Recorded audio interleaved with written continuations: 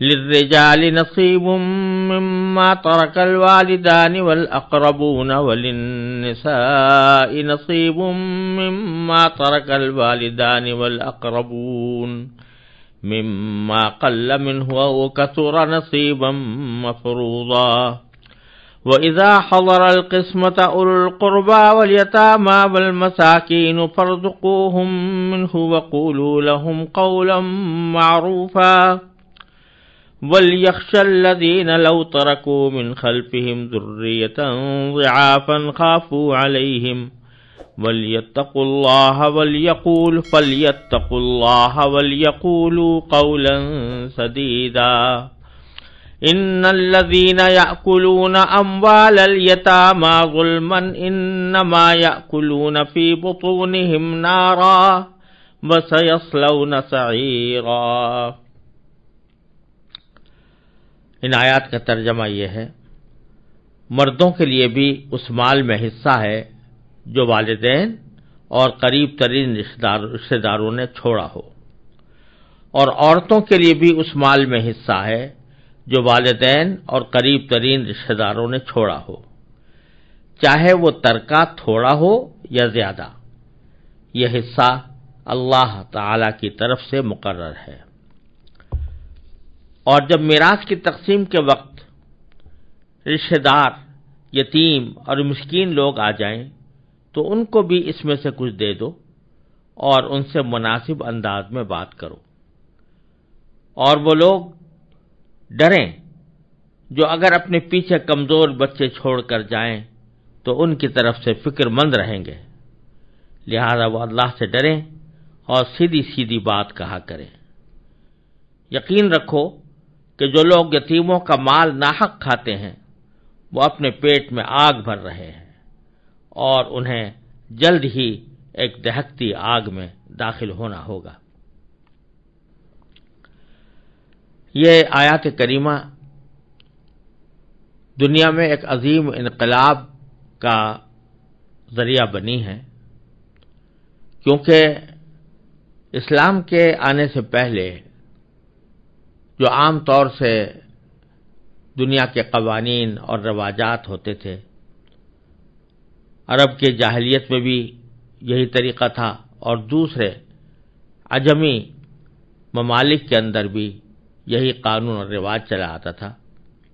کہ جب کسی شخص کا انتقال ہوتا تو اس کی صرف بالغ اولاد اس کے ترکے میں حصہ دار ہوتی تھی، نہ عورتوں کا کوئی حصہ ملتا تھا، نہ بچوں کو، جو نابالغ بچے وہ باپ چھوڑ کر گیا ہے اس کا بھی کوئی حق نہیں سمجھا جاتا تھا، اور اگر کہیں قانونی اعتبار سے کوئی حق ہو بھی تو عملی اعتبار سے جو بالغ اولاد ہوتی تھی وہ سب کا مال ہڑپ کر کے چلی جاتی تھی۔ اور اسی بات کی طرف قرآن کریم نے سورہ فجر کے اندر اشارہ فرمایا ہے کہ وہ تاکلون التراث اکلا لما، انسانوں کی برائی بیان کرتے ہوئے یہ فرمایا تھا کہ تم میراث کا مال لپیٹ لپیٹ کر کھا جاتے ہو، یعنی جب دوسروں کا حق ہے وہ بھی مار لیتے ہو۔ تو یہ ایک عام طریقہ چلا ہوا تھا۔ اسلام میں سب سے پہلے اسلام نے یہ طریقہ ختم کیا اور عورتوں کو بھی حق وراثت کے اندر حق دلوایا، اور بچوں کے حقوق کے تحفظ کے لیے یتیموں کے احکام نازل فرمائے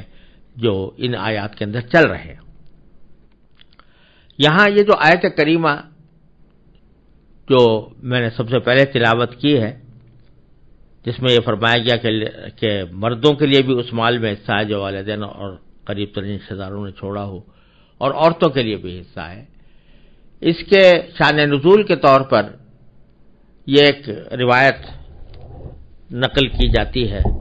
کہ حضرت اوس ابن ثابت ایک صحابی تھے، اور ان کا انتقال ہوا تو انہوں نے 2 لڑکیاں اور ایک نابالغ لڑکا اور ایک بیوی وارث چھوڑے تھے، مگر عرب کے قدیم دستور کے مطابق ان میں سے کوئی بھی ان کا وارث نہ ہوا۔ بیوی اور 2 لڑکیاں تو اس وجہ سے کہ وہ عورت تھیں، اور عورت کو میراث میں حصہ نہیں ملتا تھا، اور بچہ نابالغ تھا، لہذا وہ نابالغ ہونے کی وجہ سے میراث کے حقدار نہیں تھا، لہذا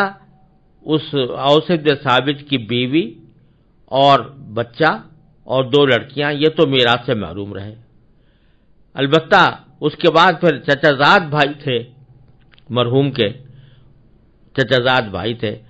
انہوں نے سارے مال کے اوپر قبضہ کر لیا۔ تو اب جو اوس بن ثابت کے بچے تھے اور گھر والے تھے وہ بڑے پریشان تھے، اور انہوں نے پھر اوس بن ثابت کی اہلیہ نے جب یہ محسوس کیا کہ سارا مال تو چچا زاد بھائی لے گئے ہیں، لہذا ان سے یہ درخواست کی کہ بھئی پیسے تو آپ نے لے لیے ہیں، تو آپ کم از کم ان بچوں سے شادی کر لیں تاکہ ان کی فکر سے فراغت ہو جائے اور آپ ان کے نان نفقے کے ذمہ دار ہوں، مگر انہوں نے یہ بھی منظور نہ کیا، نکاح نہیں کرنا چاہا۔ تو اس وقت رسول کریم صلی اللہ علیہ وسلم کے پاس وہ خاتون حاضر ہوئیں اور اپنے بچوں کی بے کسی اور محرومی کی شکایت کی۔ اس وقت تک میراث کے احکام نہیں آئے تھے، تو اس کے رسول کریم صلی اللہ علیہ وسلم نے ان کے سوال کے جواب میں کچھ توقف فرمایا، اور توقف کے بعد یہ آیت کریمہ نازل ہوئی، جس نے پہلے تو ایک عظیم انقلابی اعلان کیا کہ للرجال نصیب مما ترک الوالدان والاقربون، مردوں کے لیے بھی حصہ ہے اس ترکے میں جو والدین اور قریب ترین رشتہ دار چھوڑ کر جائیں، وللنساء نصیب مما ترک الوالدان والاقربون، اور عورتوں کے لیے بھی اس ترکے میں حصہ ہے جو والدین اور قریب ترین لوگ چھوڑ کر جائیں۔ یہ اعلان بڑے واشگاف الفاظ میں اللہ تبارک و تعالی نے کیا کہ عورتوں کو میراث سے محروم کرنے کا جو قانون یا رواج کہیں بھی پایا جا رہا ہے، اس کو کسی قیمت پر بھی اسلام میں برداشت نہیں کیا جا سکتا۔ میراث کے حقدار دونوں ہیں، مرد بھی اور عورتیں بھی، جیسا کہ پھر آگے اللہ تعالی نے اس کی تفصیل بھی بیان فرمائی۔ یہاں ایک بات اہم قابل غور یہ ہے کہ کہنا تو یہ تھا کہ مرد اور عورتیں دونوں حقدار ہیں میراث میں، لہذا اگر شروع میں یہ کہہ دیا جاتا کہ للرجال والنساء جمیعا نصیب مما ترک الوالدان والاقربون، کہ مردوں کے لیے بھی حصہ ہے اور عورتوں کے لیے بھی حصہ ہے، تو بات مختصر بھی ہوتی اور ایک جامع انداز میں بات ہو جاتی، لیکن قرآن کریم نے اس کے بجائے دونوں کا الگ الگ مستقل ذکر کیا۔ للرجال نصیب مما ترک الوالدان والاقربون، مردوں کے لیے حصہ ہے اس ترکے میں جو والدین اور اقرب لوگ چھوڑ کر جائیں، وللنساء نصیب مما ترک الوالدان والاقربون، اور عورتوں کے لیے حصہ ہے اس ترکے میں جو والدین اور قریب ترین رشتہ دار چھوڑ کر جائیں۔ دونوں جملے الگ الگ مستقل طور پر اللہ تعالیٰ لائے ہیں دونوں کی اہمیت جتانے کے لیے، کہ عورتوں کو میراث کا حقدار قرار دینا یہ کوئی معمولی بات نہیں ہے کہ ضمنی طور پر اس کا ذکر کر دیا جائے، بلکہ اس کو مستقل ذکر کیا گیا تاکہ اس کی اہمیت دل و دماغ میں بیٹھے۔ پھر آگے اللہ تعالیٰ نے فرمایا مما قل منہ او کثر، کہ مرنے والے کی میراث کی اور اس کے ترکے کی جو بات ہو رہی ہے، تو وہ ترکہ چاہے چھوڑا ہو یا زیادہ ہو، ہر ایک میں حصہ ہوگا۔ یہ نہیں کہ چھوٹی سی چیز اگر ہے تو وہ گویا اس کا کوئی لحاظ ہی رکھا نہ جائے اور اس کو میراث میں شامل نہ کیا جائے، بلکہ ترکے کا جو کوئی چیز ہے، ترکے کا جو کوئی سامان ہے، جو کوئی چیز ہے، وہ یقیناً تمام وراثہ کی ملکیت کا ایک حصہ ہے، لہذا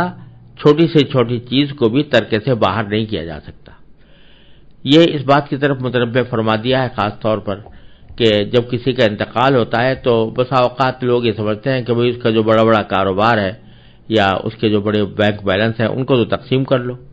لیکن جو چھوٹی چھوٹی جو گھریلو چیزیں ہوتی ہیں ان کی تقسیم کی پرواہ نہیں کی جاتی۔ حالانکہ شرعی اصول یہ ہے کہ جو ہی کسی شخص کا انتقال ہوتا ہے تو اس کے تمام مال کی ملکیت اس کے ورثاء کی طرف منتقل ہو جاتی ہے، وہ مشترک طور پر اس کے مالک ہوتے ہیں اور ان کی جوائنٹ اونرشپ ہوتی ہے سارے مال کے اوپر۔ لہذا اس میں کپڑے بھی داخل ہیں، اس میں برتن بھی داخل ہیں، اس میں گھر کا چھوٹا موٹا سامان بھی داخل ہے، وہ سب ترکے کے اندر منتقل ہو جاتا ہے۔ لہذا جب تک اس کو رسا کی باہمی رضامندی سے، اور جبکہ وہ بالغ اور عاقل بھی ہوں، جب تک استعمال نہ کیا جائے تو اس میں اندیشہ ہوتا ہے کہ میراث کے اندر غلط تصرف کا اندیشہ ہوتا ہے۔ لہذا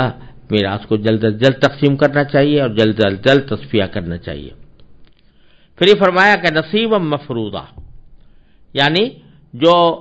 مردوں کے لیے یا عورتوں کے لیے ہم نے کہا ہے کہ ترکے میں حصہ ہے، تو وہ حصہ کیسا ہے؟ جو مفروض ہے، یعنی مقرر کیا ہوا ہے، طے شدہ ہے، یعنی اللہ تبارک و تعالی کی طرف سے طے کر دیا گیا ہے۔ چنانچہ اس کی تفصیل اگلے رکوع میں آ رہی ہے۔ پھر اللہ تبارک و تعالی نے اس کے ساتھ یہ حکم بھی دیا کہ اگرچہ میراث کی تقسیم کے ہم احکام تو آگے بیان کر رہے ہیں کہ کس کو کتنا حصہ ملے گا، لیکن جب میراث تقسیم ہو رہی ہوتی ہے تو اس میں بہت سے ایسے لوگ بھی آ جاتے ہیں اس وقت میں جو وارث تو نہیں ہیں رشتہ دار اور ضرورت مند بھی ہیں۔ وہ بعض ان میں یتیم ہوتے ہیں، بعض مسکین ہوتے ہیں، اور بعض دوسری قرابت کا حصہ رکھتے ہیں، ضرورت مند ہوتے ہیں۔ میراث میں ان کا کوئی حصہ نہیں ہوتا، شریعت کی طرف سے میراث میں ان کا کوئی حصہ نہیں ہے۔ مثال کے طور پر چچا زاد بھائی ہیں، جبکہ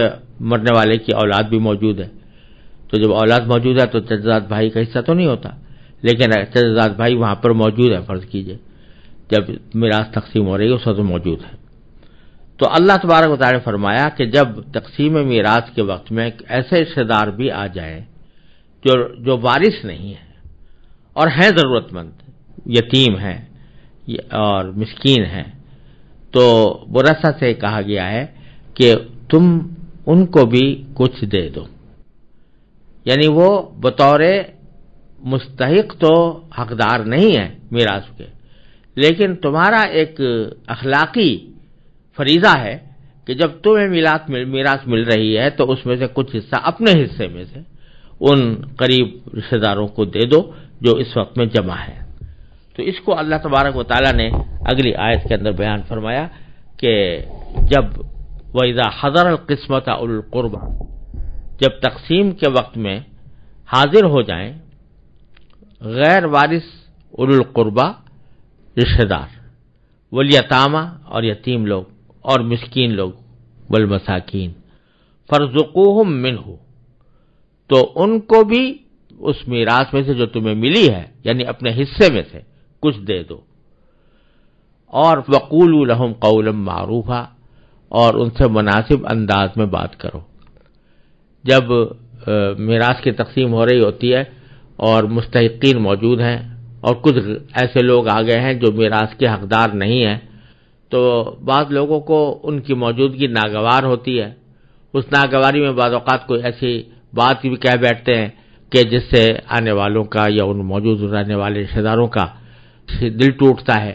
تو اللہ تبارک و تعالیٰ فرما رہے ہیں کہ ایسی صورت میں تمہیں چاہیے کہ ان سے بات کرو تو مناسب انداز میں کرو، اول تو کچھ دے دینا چاہیے، اور اگر بالفرض دینا مشکل معلوم ہو رہا ہے یا دینا تو گوارا نہیں ہے، تو چونکہ دینا کوئی واجب اور فرض نہیں، لہذا اس واسطے کوئی نہ دینے سے گناہ تو ہوگا نہیں،